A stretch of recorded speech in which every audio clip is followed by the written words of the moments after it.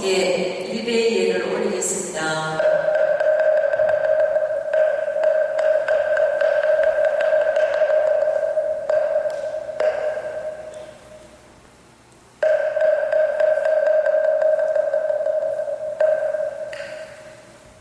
모두 자리에 작성해 주십시오. 휴대폰은 모두 꺼주시기 바랍니다. 잠시 입장해 드리겠습니다.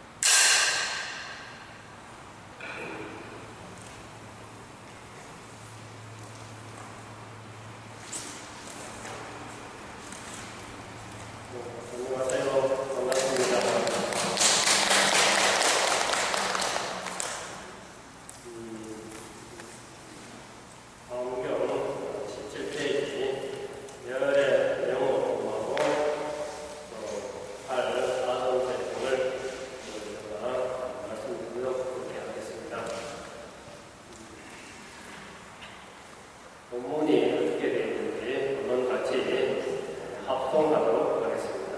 제7열의 명언 그때 세종께서 나가라고 말하냐고 모양에 계시면서 전정관을 이루시고 광명결에서 나자로 찬찬하게 안으셨다.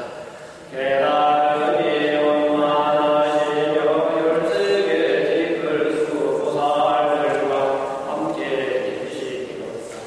세종께서 보살들의 생각하는 말을 다 하시고 신통을 나타내시니 지방세계에 부처님 세계에 있는 보살들이 세종께서 계신 곳으로 모여들었다. 이번에 명목의 내용입니다. 제7열의 명목이라고 이렇게 되어 있는데 왜 7인가? 또 환경은 아주 방대하기 때문에 이 열의 품은 어디에 속하는가에 대해서 좀 말씀드리겠습니다. 환경은 전체 몇 권으로 되어 있죠? 80권, 60권도 있고 40권도 하기도 하는데 우리나라에서 지금 현재 유통되고 많이 보는 경고는 80권으로 되어 있습니다.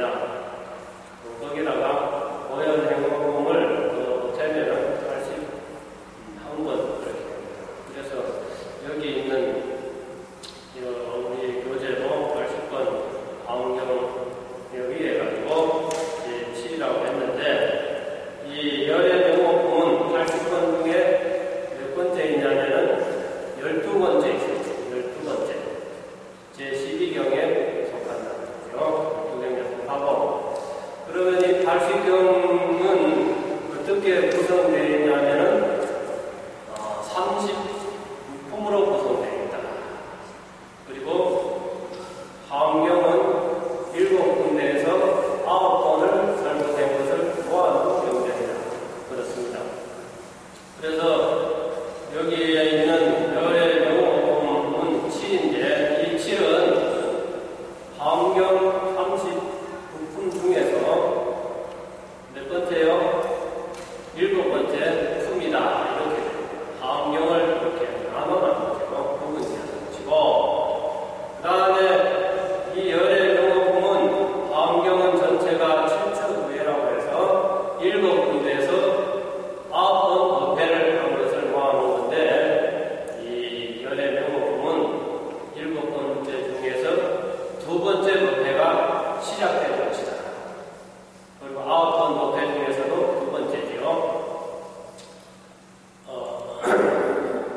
그 첫 번째 법회는 어디서 했어요? 지금까지 여러분들이 앞에서 이제 강의를 들으셨는데, 첫 번째 법회는 보리도량에서 법문을 하셨다.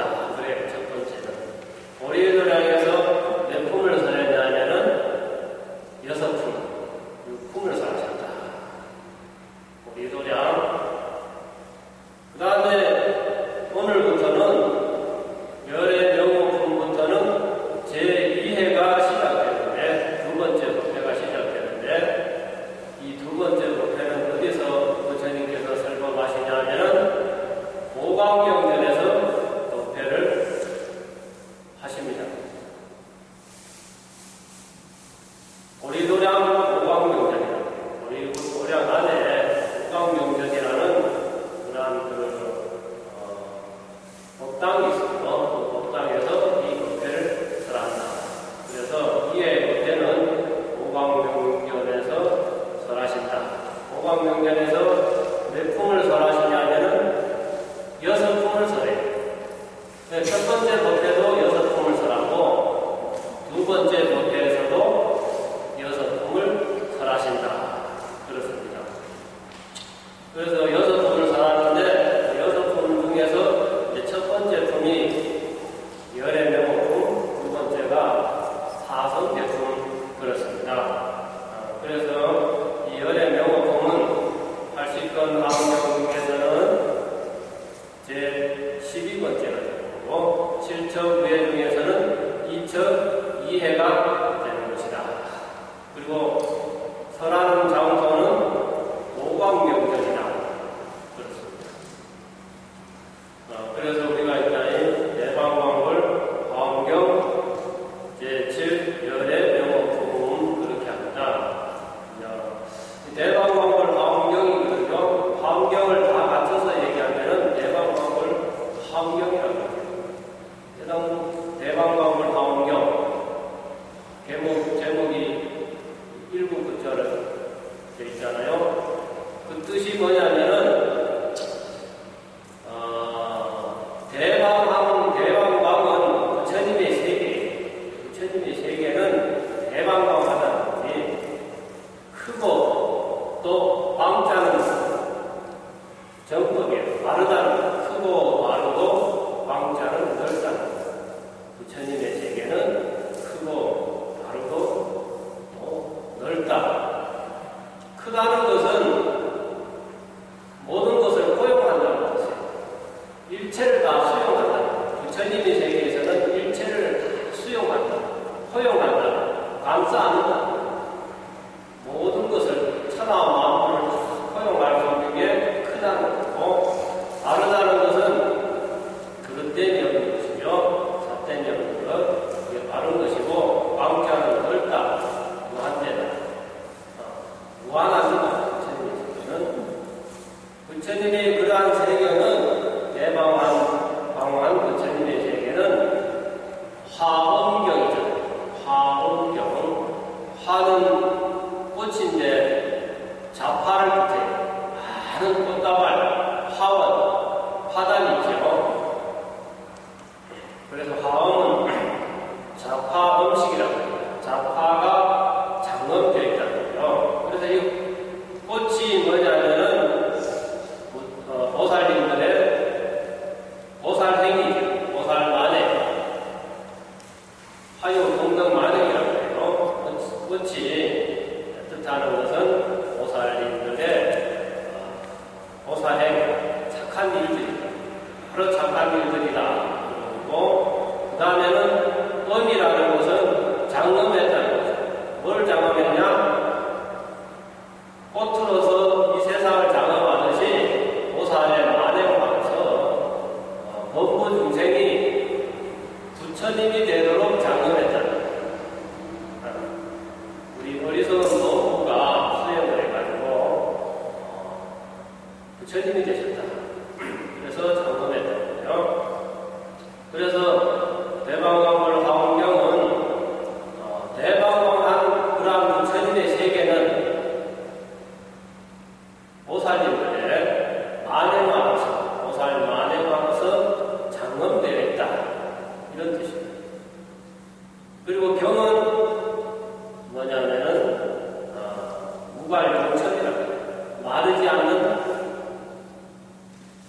일천, 솟아오르는 샘이라는 것이죠. 우리 경전이죠. 무슨 경 할 때, 이 경은 마르지 않는 샘이다. 암노소를 항상 이렇게 보내주시는 그런 샘입니다. 그리고 이 경은 현응지 묘이라고 해요.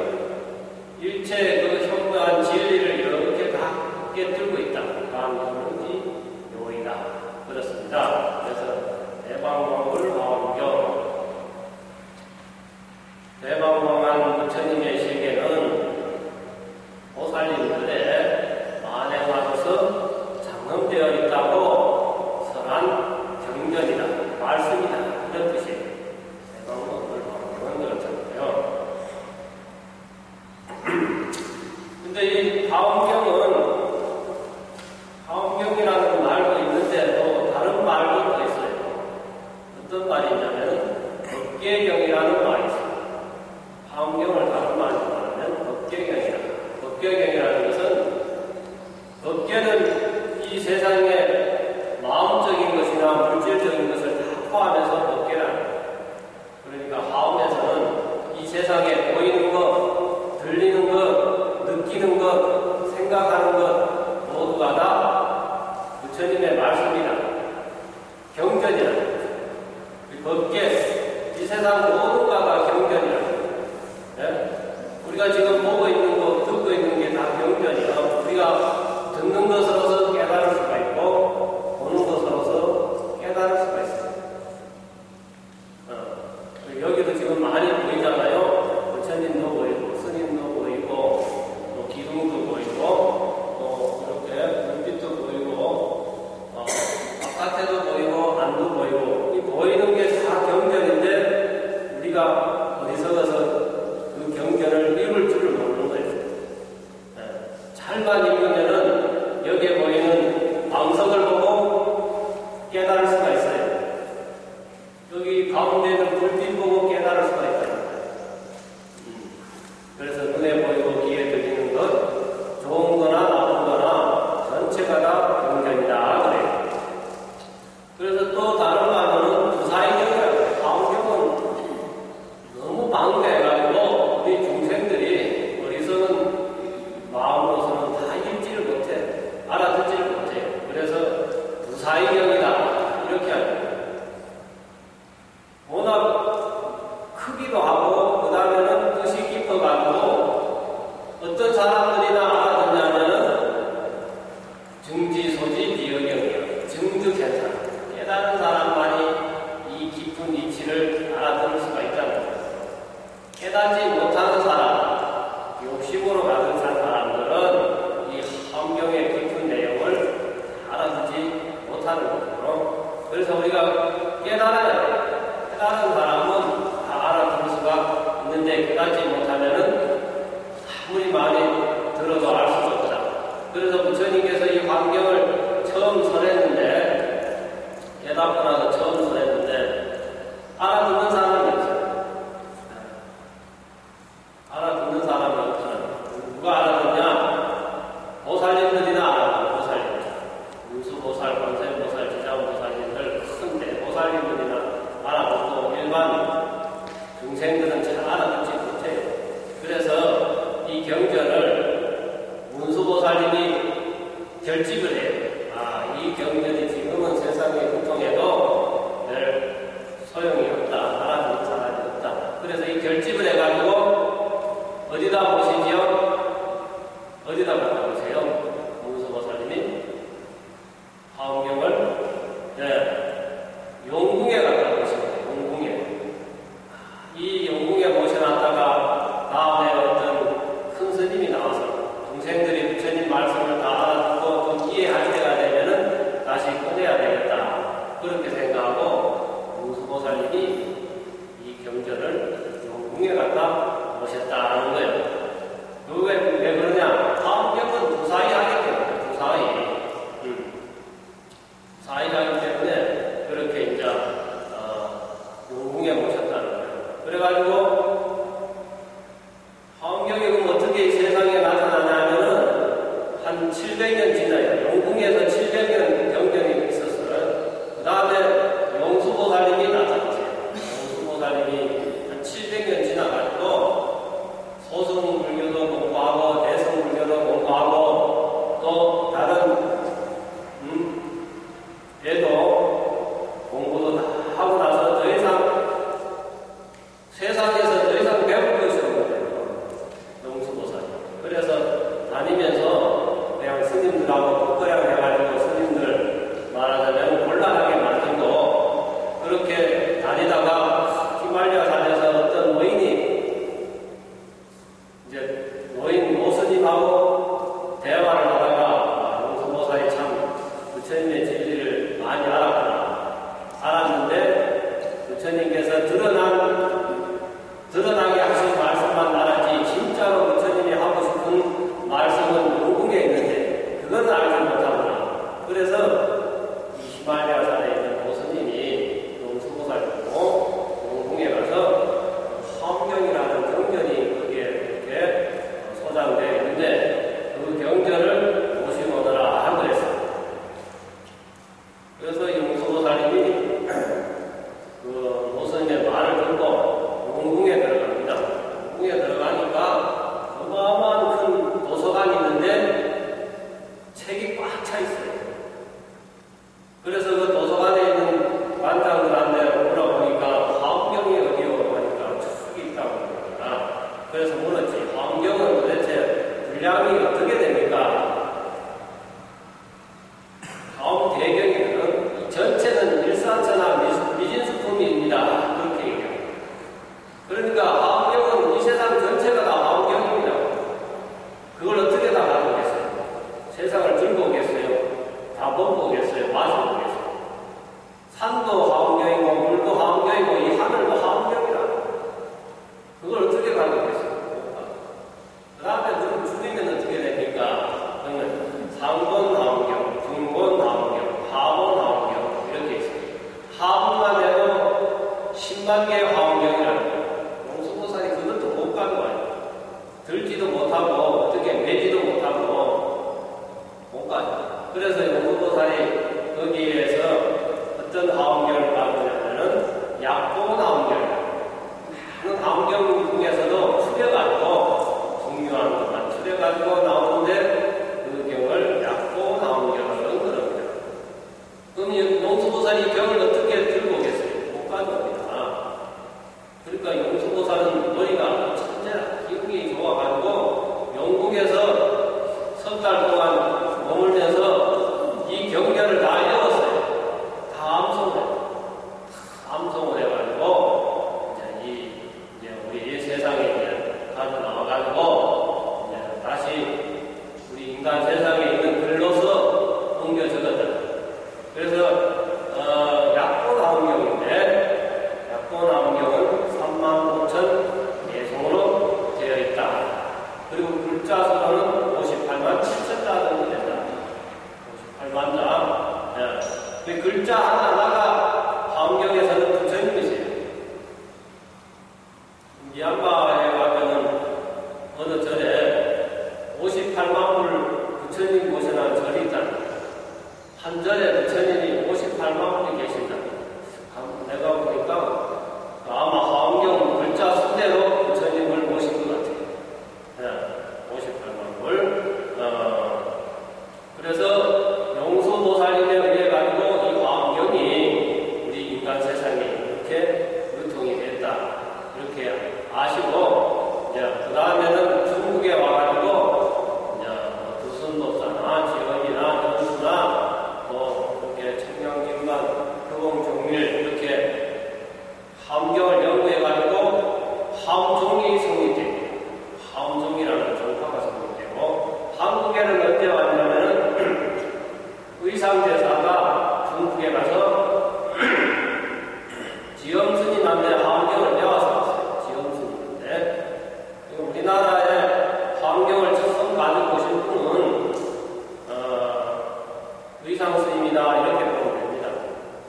그리고 그 전에도 화엄경이 있었는데 하나의 학파라든가 종파라든가 학문으로서는 발달하지 못했다 이거죠. 동강부사도 중국에 가서 화엄경을 받고 자장불사도 화엄경을 설했습니다. 그러나 한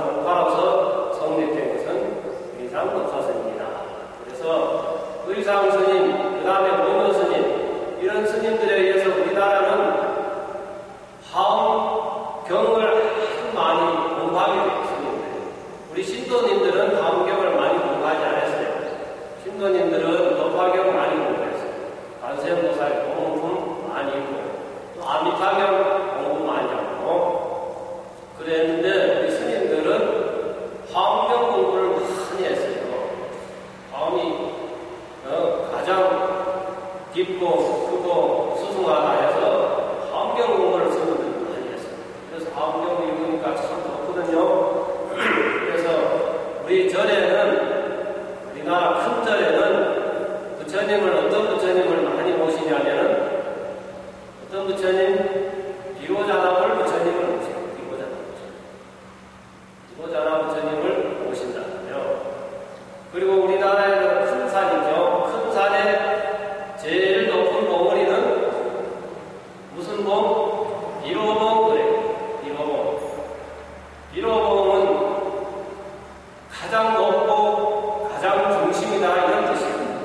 비로자나불은 가장 높은 분이시고 가장 중심이 되시는 분이시다는 거예요. 우리 금강산 제일 높은 봉우리도 비로, 또 오대산 제일 높은 봉우리도 비로, 치악산 제일 높은 봉우리도 비로, 소백산 제일 높은 봉우리도 비로, 우리 팔공산도 그러죠. 팔공산도 제일 높은 봉우리가 무슨 봉? 비로봉이구나. 또 우리나라 큰 절에도 비로자나 부처님을 모세요. 월정사도 비로자나불, 또 해인사도 비로자나불, 또 다른 절에서도 순절에 가면은 비로자나불 부처님을 모시고 우리가 공부하고 수행합니다. 그러니까 우리나라의 불교 이제 신앙의 주류는 화엄경이다 이렇게 보면 됩니다. 화엄경이고 특히 우리나라 불교는 선불교가 있잖아요.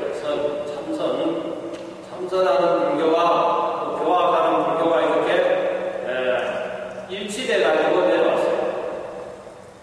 근데 왜 화엄경이 그러면은 이 선하고 같으냐, 선불교하고 어떻게 통하느냐 이거예요. 그럴 때 보조국사라는 스님이 선하고 교하고 어떻게 하면은 이게 같이 이렇게 공부할 수 있을까? 성교 일치를 시킬까? 그렇게 생각하고 대장경을 열람해요. 어디서 했냐면은 저 안동 위에 가면은 예천 합가산 보문사라는 절에서 이제 이 대장경을 그냥 밤낮은 공부를 하고 있었어요. 근데 공부하다 보니까 미진경이라는 게 있어요. 이 먼지 티끌 하나하나가 다 경이라고. 이 먼지 티끌 하나하나 속에 일체 모든 경이 다 포함되어 있다고 하는 것을 경문에서 봤어요. 그 화엄경에 나옵니다. 그 경문을 보고 그래서 보조국사가 깨달은 거예요. 이 경과 우리 부처님이 말한 이 마음과 둘이 아니라 뭐 미진이라는 것은 우리의 마음, 이 마음 속에 일체 모든 경이 다 들어있다고 깨달아요. 그 대목을 깨닫고 나서 보조국사가 화엄경을 머리에 이고 마당에 나와서 질동실 춤을 췄잖아요. 부처님 말씀이 그렇게 좋은 말씀입니다. 이 먼지 하나하나에 일체 모든 경이 다 포함되어 있고 내 마음속에 부처님 말씀이 들어있다는 것을 깨닫고 그렇게 춤을 추고 이제 선과 교가 일치라는 것을 더 확신하게 되었다는 내용이 있습니다. 그래서 우리나라는 그렇게 화엄불교로 내려오고 우리가 의식할 때도 법성계 또 암송하잖아요. 법성계 위상조사님께서 지으신 210자로 된 법성계는 화엄경 내용을 210자 속에다가 포함해놨는 거죠. 법성계는 아주 내용이 좋습니다. 여러분들 법성계 공부 좀 해보세요. 화엄경 80권 많잖아요. 다 못했지요. 210자로 된 법성계 알면 됩니다. 화엄경 내용을 알 수 있어요. 그 다음에 약창계 있죠. 약창계도 대망왕을 화엄경 약창계도 중국에도 없고 일본에도 없어요. 약창계. 그럼 어디에 있어요? 우리나라에. 우리나라에 있는데 정확하지는 않지만은 무감 채물이라는 스님이 약창계를 화엄경 속에서 뽑아가지고 만드신 것이다, 저술한 것이다 해서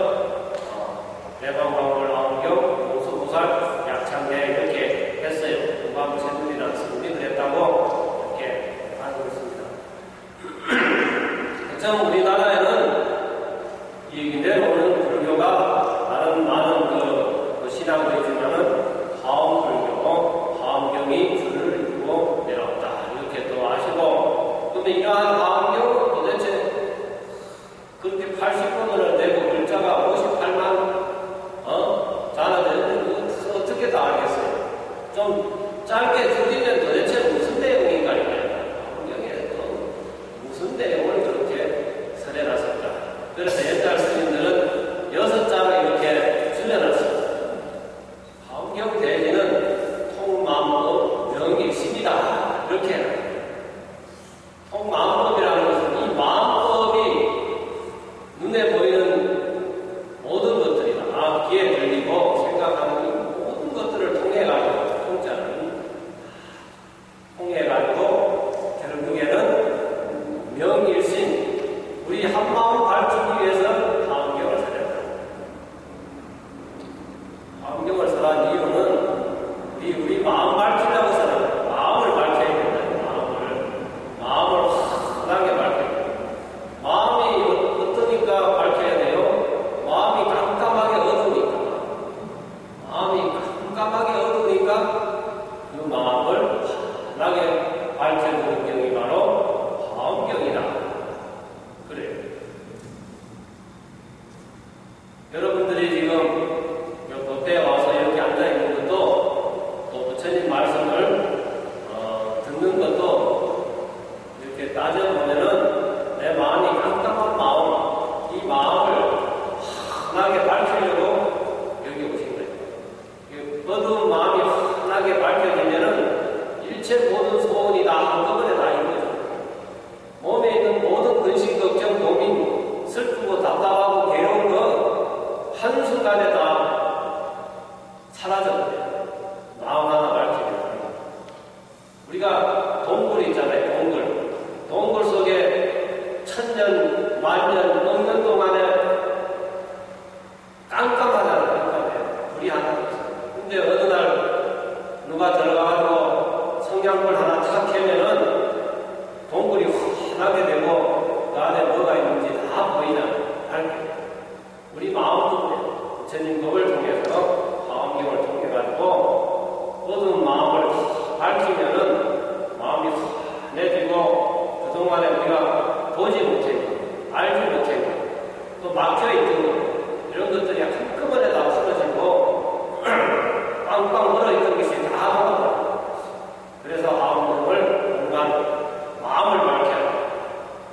또 다른 스님들은 수만행 입법계 이렇게 얘기합니다.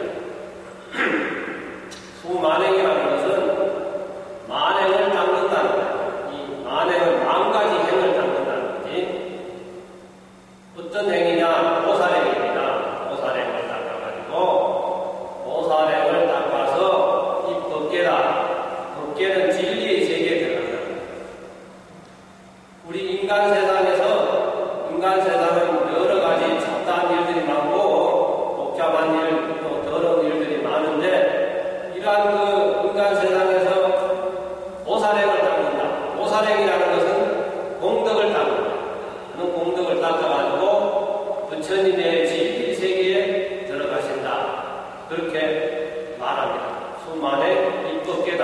그래서 화엄경에 제일 뒷품에 나오는 것, 39번째 나오는 품이 바로 입법계 품이라는 거예요. 진리의 세계에 들어간다는 거예요. 진리의 세계. 진리의 세계에 들어가기 위해서 화엄경을 우리가 이제 공부하는 것이다.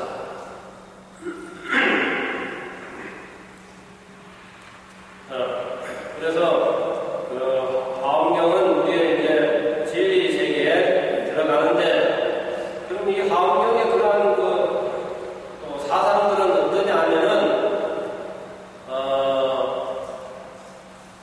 법계영이라는 말을 써요. 이 세상 모든 것은 다 혼자서 이렇게 돌아가는 것이 아니고 특별한 어떠한 힘에 의해서 돌아가는 것이 아니고 존재하는 모든 것들의 힘에 의해 가지고 이 세상을 움직이고 돌아간다는 거예요. 뭐가 하나 생겨났다. 꽃이 폈다. 이게 누가 하나의 힘에 의해서 꽃이 핀 게 아니라는 거예요. 꽃이 하나 피기 위해서는 수많은 인연이 모여서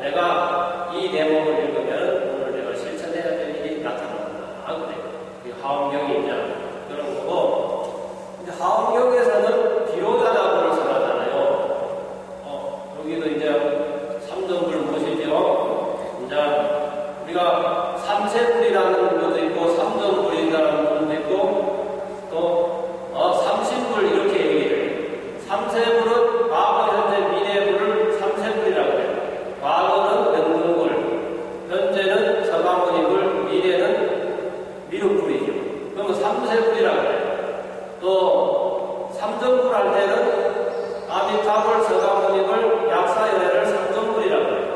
3존불. 그 다음에는 30불은 비로자나불, 서가모니불, 노사나불, 30불. 다 외우셨어요? 30불이 뭐죠? 비로자나불, 서가모니불, 노사나불. 3존불은 아미타불, 서가모니불, 한 분은 누구죠? 약사불, 3존불. 3세불은 누구죠? 3세. 과거, 현재, 미래는 3세불이라. 과거는 연등불. 이제 재화갈라보살입니다. 연등불이 보살을, 부처님 되기 전에 보살로 있을 때 이름이 재화갈라입니다. 재화갈라보살이라고 해요. 그 다음에는 과거는 연등불, 또 현재는 서가모니불, 미래는 누구요? 미륵불. 그러면은 3세잖아요. 과거, 현재, 미래는 3세라고. 자, 그렇게 하는데, 우리 비로자 부처님은 30불에 들어가는 거죠. 근데 참, 왜 비로자 부처님이시라고 그랬을까? 궁금한 거예요, 비로자님이. 이제, 여기에서 보면은, 열애명호 중에 여러분들이 책에 보면은 19페이지에 비로자나 이렇게 돼 있어요. 그리고 서가모니 이런 말이 있습니다. 비로자, 서가모니. 예.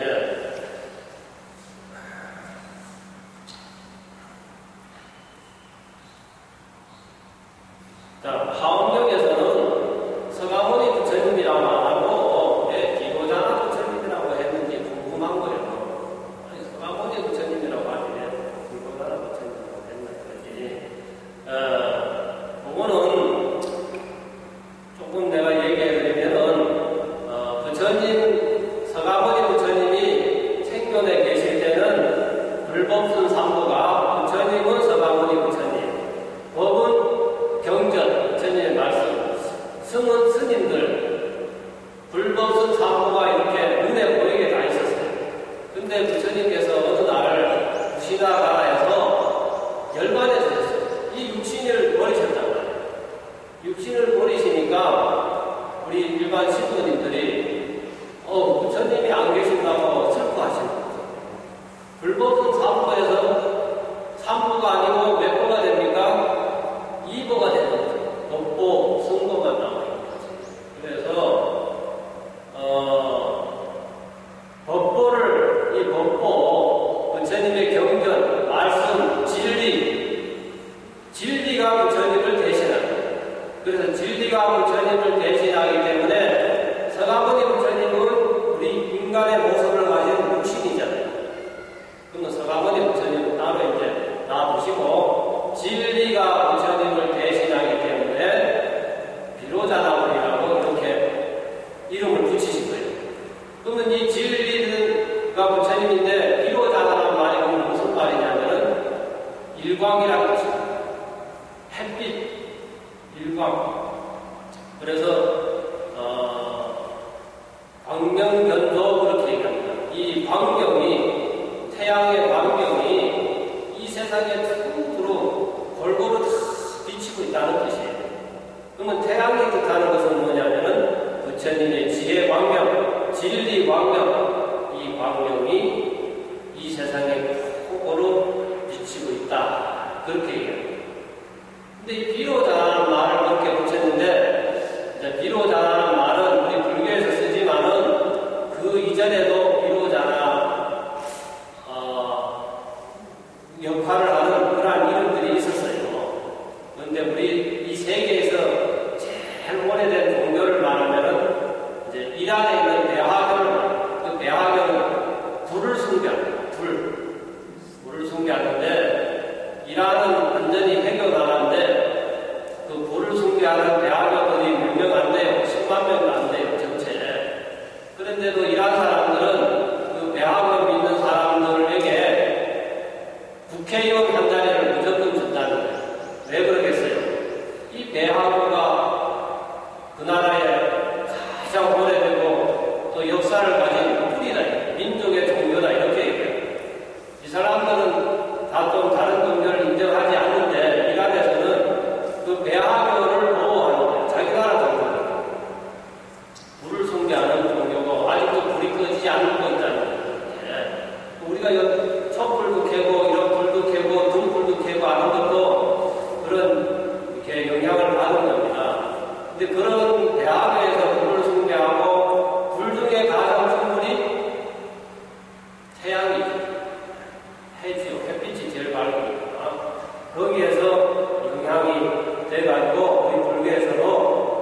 부처님을 비로자나라고 이렇게 얘기했습니다. 이 비로자나분의 문화 뜻 속에는 주라는 뜻이 있어요. 주 있잖아요. 주인 중. 이 세상의 주인이잖아요. 또 세주라는 뜻이 있어요. 세주. 세상의 주인이다. 그 말은 가하고 같은 거예요. 신이라는 것과 같아요. 신이라는 뜻과 같아. 그래서 비로자나분은 이 세상을 창조하신 분이다. 이렇게. 그러니까 비로자나 하나님. 우리는 보통 알기로 하늘이 이 세상을 다 만들었다. 이렇게 하잖아요. 그러면은 비로자나 부처님 해도 되고 비로자나 하나님 해도 되는 거예요. 이 세상을 다 만들었다고 그러면. 그럼 이 세상의 주인은 누구냐? 비로자나 부처님이시다. 이 세상의 진리를 누가 만드셨냐? 비로자나 부처님이 만드셨다. 이 세상의 낙과 마음을 누가 만들었냐? 비로자나 부처님이 만드셨다. 비로자나 부처님이 원래는 이 세상이 깜깜했어요. 그리고 질서가 없었어요. 이 비로자나 부처님이 산에 들어가지고 돌을 통하니까 광명이 확 나옵니다. 돌을 통하고 나서. 그래서 이 세상에 맑음이 생깁니다. 또 어둠이. 이 맑음을 나마라고 그 어둠을 또 마라라고 해가지고 이제 좀 이야기가 좀 있어요. 그래서 항상 맑음과 어둠이 상대돼가지고 도울 때도 있지만은 부딪혀서 싸우기도 하고 그렇습니다. 그래서 비로자나불을 그런 역할을 하는데 우리 불교에서는 진리의 상징이다. 그래서 법신불이다고 얘기합니다. 진리고 법신불이 진리고 본초불이고 본불이라고 원래 거기에서 서가모니 부처님은 화신이라고 하죠. 비로자나 부처님이 변해서 인간의 모습으로 나타난 부처님이 서가모니 부처님이다라고 그럽니다. 그래서 화엄경에서는 서가모니 부처님을 비로자나 부처님이라고 부른다는 거예요. 서가모니 부처님이 설하신 이 진리를 부처님으로 부르기 때문에 비로자나 부처님 이렇게 부릅니다. 이제 여기 이제 열의 명호품인데 우리가 열의 명호품 읽어보면은 부처님 명호가 어마어마해요. 그러니까 인간의 생각으로서는 받아들일 수가 없어요. 이해를 못해요. 그래서 몇 가지를 뽑아내요. 몇 가지를. 그런데 여기서 보면은 19페이지나 18페이지에 있는데 본마물, 사자문, 서가모니, 제7선, 비로자나, 부담시, 대사문, 세선, 오사 이런 이름들이 있습니다. 그 밖에도 우리가 열애 승부할 때는 열애 운공, 정견지, 명령종, 선서, 세간의, 무상사, 고장로, 천인사, 불, 세존 이렇게 얘기합니다. 여기는 이제 다 이름을 적지 않았지만은 여기 보면은 마물은 달이라는 거죠. 보름달, 사자운, 서가모니라고도 한다. 서가모니는 능민정무, 석시내 성자라는 뜻입니다. 석가동의 성자. 그 다음에 제7선은 신선이라고 하긴 한다. 또 비로자나라고도 부른다. 부담시라고도 부른다. 대사문이라고도 부른다. 최선 도사라고도 부른다. 그럽니다. 그러면은 부처님에게는 왜 이렇게 많은 이름이 있느냐 하면은 우리 중생들의 마음이 여러 가지이기 때문에 부처님의 이름도 여러 가지다 그런 거예요. 부처님, 우리 중생들이 즐거워하는 바가 좋아하는 바가 다르기 때문에 부처님 이름도 다르다는 거예요. 우리도 그러잖아요. 집에 있는 아버지가 집에서는 아버지고 또 부인이 볼 때는 남편이고 직장에 가면은 무슨 또 사장이든지 또 지위가 있고요. 나라에서는 또 국민이고 또 세계에 나가면 한국 사람이고 또 남자가 되고 이렇게 다양하게 부르듯이 부처님도 다양하게 부른다. 우리도 해도 그렇잖아요. 한국 사람이 해를 부를 때 일본 사람, 중국 사람, 미국 사람이 해를 부를 때 다 틀리잖아요. 그런 뜻이 부처님도 각 지역마다 부르는 이름들이 다르다는 거예요. 우리는 부처님이라고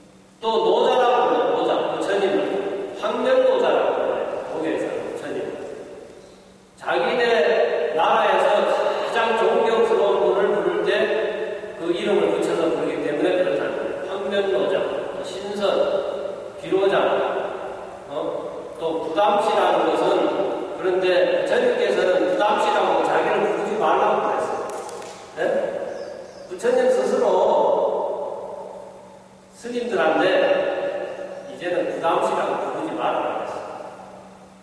나를 부담이라고. 부담하는 고타마거든요. 고타마가 성을 나를 부르지 말라는 건 고타마라고. 부르지 말라고 그랬는데 이제 여기도 나와 있어. 그래도 부르는 사람도 있어. 예? 우리도 그러잖아요. 나를 선생이라고 불러라고 얘기해도 나는 안 부르겠다고 하는 사람들 있잖아요. 예? 선생이 아닌데요. 아저씨인데요. 그렇게 부르잖아. 그렇게 부르는 사람도 있으지. 부처님은 나를 부담시라고 부르지 말라고 했는데 또 다른 사람들은 뭐 부처님이냐 부담시지 이렇게 부르는 사람도 있잖아요.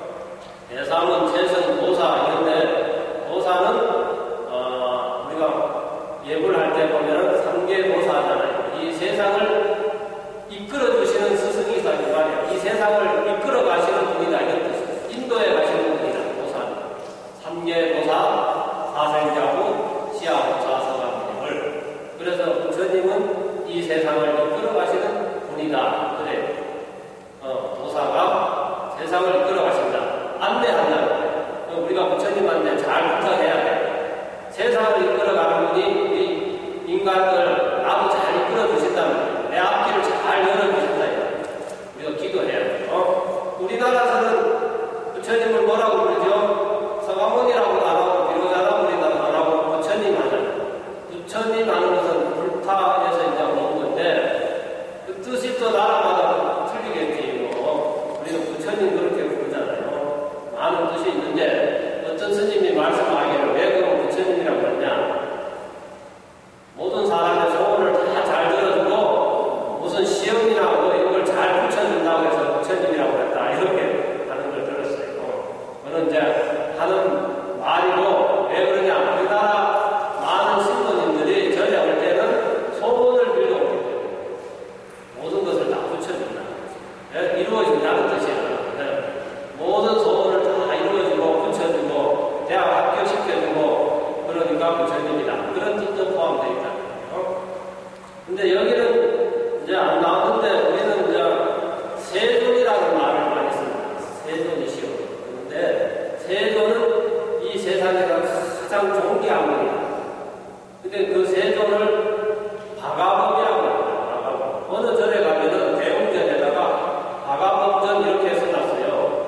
대웅전 뭐 이렇게 안 써놓고 바가범전을 써놨는데 이 바가범이 바로 세상에서 가장 존귀한 분이시다 해서 세존이라고 합니다. 세존. 세상에서 가장 존귀한 분. 하늘보다도 더 존귀한 분이에요. 그래서 세존이신데 가장 높고 존귀한 분이 세존이시고 여기는 안 나와 있지만은 화엄경 본문 안에는 부처님은 천중천이시다 그래요. 하늘 가운데 하늘이시다. 천중천. 우리가 하늘이면 높잖아요. 하늘보다 더 높은 분이 누구예요? 부처님이시라는 거예요. 여기 여러분들이 이제 돌아가셔가지고 화엄경 펼쳐보세요. 여기 연의 명호품 보다 보면은 부처님은 어느 나라에서는 천중천이시다. 하늘보다 더 높으시다. 하늘 가운데 하늘이시다. 이렇게 부른다. 그리고 또 보면은 제석이라고도 부릅니다. 제석이죠. 제석이라고도 부르고 부처님을 또 천중천이라고도 이제 그렇게 부릅니다. 그것은 왜 그렇게 부르냐? 우리 중생들의 용기가 다르기 때문에 그렇게 부처님의 이름도 다르다. 그렇게 합니다.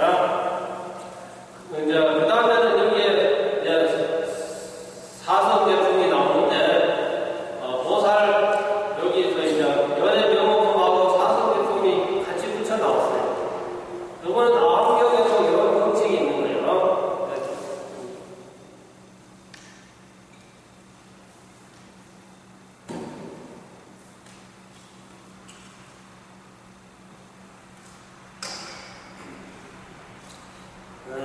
조금 이제 아함경의 내용을 얘기하면은 부처님께서 보리수가에서 딱 깨닫고 나서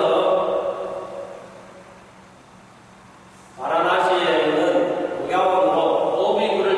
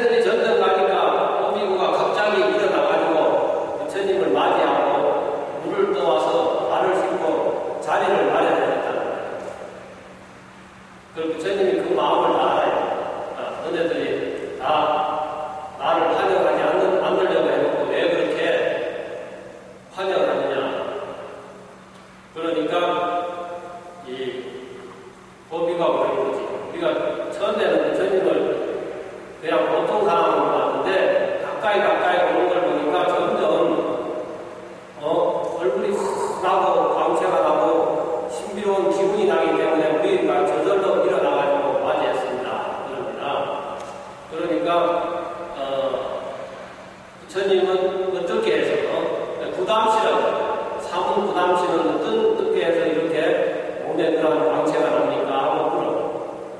그러니까 부처님이 그런 거기서 얘기하는데요. 이제부터 나는 나를 사문이라든가 부담시라고 부르지 마라. 성명을 부르지 말아라. 부처님한테 성명을 부르지 말아라. 우리 스님들도 마찬가지잖아요. 승가의 분들한테 성명을 부르지 않는 거지. 법명을 부르라 이래.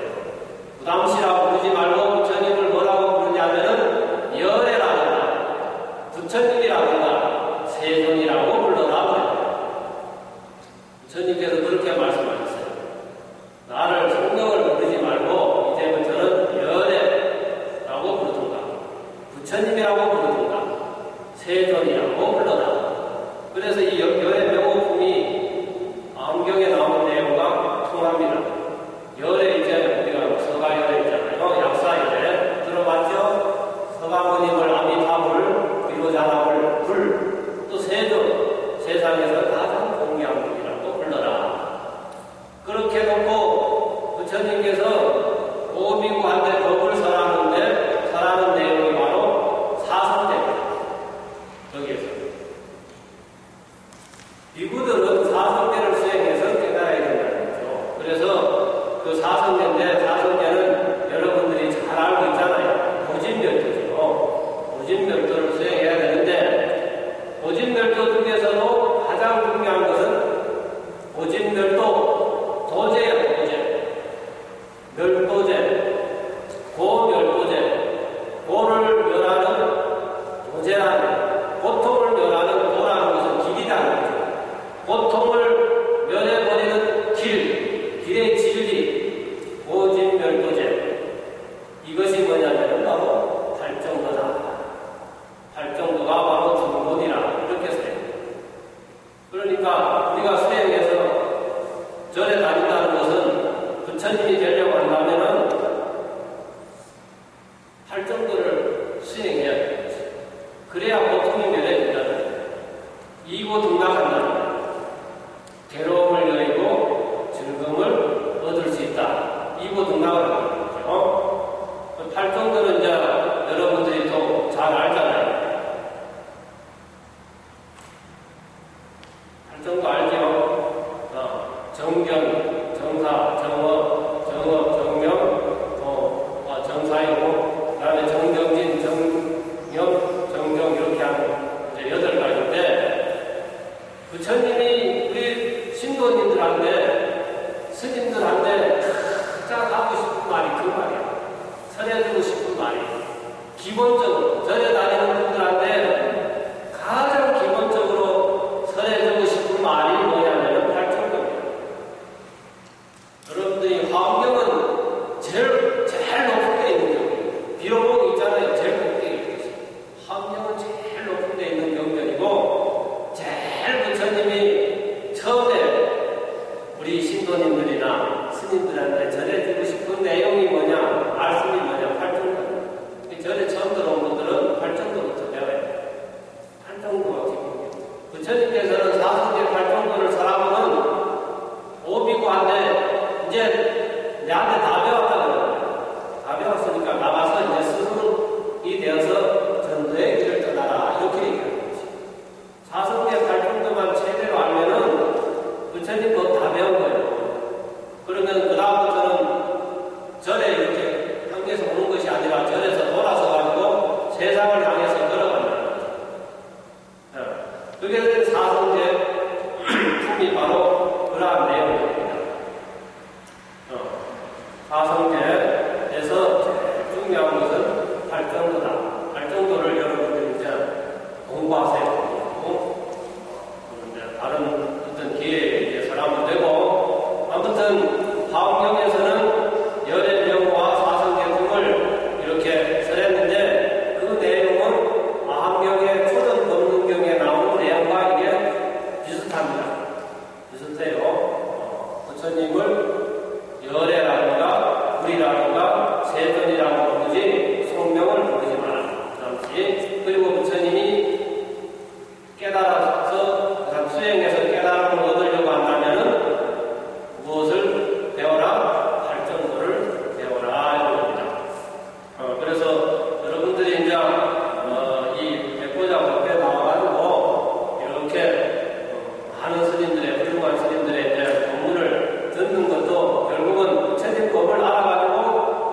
자리에서 내가 더 행복하게 살기 위해서 이런 법을 배웁니다. 불교는 이고 등락입니다. 이 괴로움을 여의고 즐거움을 얻기 위해서. 즐거움 중에서도 제일 즐거운 것이 뭐냐면 등락이에요. 등락세계에서 등락세계보다 더 좋은 데는 화엄경에서 말하는 화장세계. 저 앞에서 나왔죠? 화장세계. 화장세계는 향수해라는 큰 바다에 연꽃이 솟아올랐는데 그 연꽃 속에 세계가 화장세계고 그 가운데 비로자나물이 계신다. 화장세계를 적방정토라 그럽니다. 그래서 우리가 비로자나물 모신 그 땅을 대적방정 적방정토이기 때문에 그렇게 이제 합니다. 그래서 그런 세계가 괴로움이 없는 세계라는 거예요. 여러분들도 이제 열심히 경전을 배워서 괴로움을 여의고 또 즐거움을 얻고 또 극락세계에 가고 또 화장세계에도 한 번씩 가봐야 다니세요. 그리고 더 힘이 있으면은 우리 고방사인데요. 단청도 좀 덜 나신 것 같아. 큰 스님, 우리 주지 스님이 하시는 불사를 좀 많이 도와주시고 또 이렇게 보다 보니까 뭐 교육사업도 하시고 또 병원도 하시고 또 양봉원도 이런 좋은 데를 하시는 거 제가 이제 보고 듣고 있습니다. 이 불교가 결국은 부처님 법을 세상에 전해야 돼요. 교육은 어리석은 사람을 가르치는 것이고 병원은 아픈 분들을 도와주는 것이고 또 양봉원 이런 분들은 노인분들의 그런 외로운 분들을 도와주는 것이고 그런 좋은 일을 하는 것이 바로 부처님의 자비거든요. 그 실천이잖아요. 보살에게. 그래서 백보자 법회를 통해서 여러 스님들의 좋은 말씀을 잘 듣고 이렇게 훌륭한 보살행을 많이 실천해 주시기를 제가 부탁드리면서 오늘 법회를 마치도록 하겠습니다. 감사합니다.